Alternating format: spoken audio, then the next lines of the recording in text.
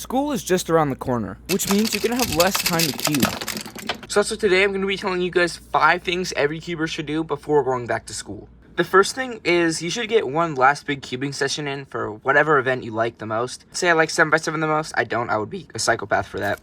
But when school starts, I'm not going to have tens of hours of a day. That didn't really make sense. To solve 7x7. So I'm going to want to get all of my practice in before school starts because I'm probably going to only have like an hour or two, which could be less depending on what extracurricular activities you do. Maybe you're in band and you have to practice every night. Maybe you play a sport and, you know, like I do wrestling, and I have wrestling practice every day, 5 to 7. So that's 2 hours I can't cube. Or maybe you just get a bunch of homework one day and you can't practice 7x7 at all. So then, you know, you're going to want to cry because you can't practice 7x7. So, you know, just spend your last few moments together. Just remember the good times you had this summer. Waking up at 2 p.m. The second thing is make a practice schedule. Now, I'm probably going to have to make this for pyraminx because I'm actually not half bad at pyraminx, you know. My PR average is 3.29, but I don't really practice that much, but I do want to get better, but I'm going to have less time to do it. Snap, messed up the solve.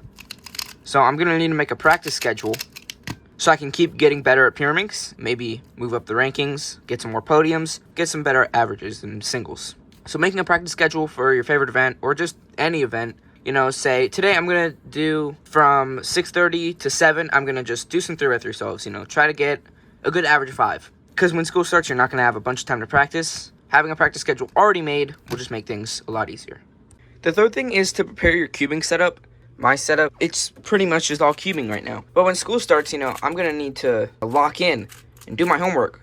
So, you know, maybe you just have like an area, like you clean out your drawers in your desk or an area behind your desk. That's dirty. Don't look at that.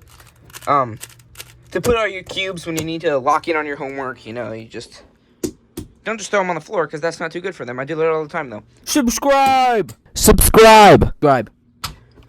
Yeah, because when you need to lock in, you see a cube, you know, you kind of like... The fourth thing that you should do is clean your cube. You've probably been using it all summer, and you probably haven't cleaned it that much, you know, unless you watched my video on how to make any cube. And you probably used it a bunch, and it's probably not feeling the best now, or it still feels decent, but, you know, maybe you want a different setup on it. So just tear it apart, clean your cube. And it also just gives you a fresh start for the school year. And also, like I've said a lot in this video, you're not going to have a bunch of time to cube. So it's good to just get this out of the way when you still have time to do this. You know, instead of stressing about your homework and like, I have a comp tomorrow and I need to clean my cube. You know, just get it done before you get a bunch of homework. Now, the fifth and final one is to set some goals for the school year. Let's say I want to get sub 3 on clock in comp, which is definitely not happening. I'm horrible at clock. And it's also being removed, and I'm sad about that.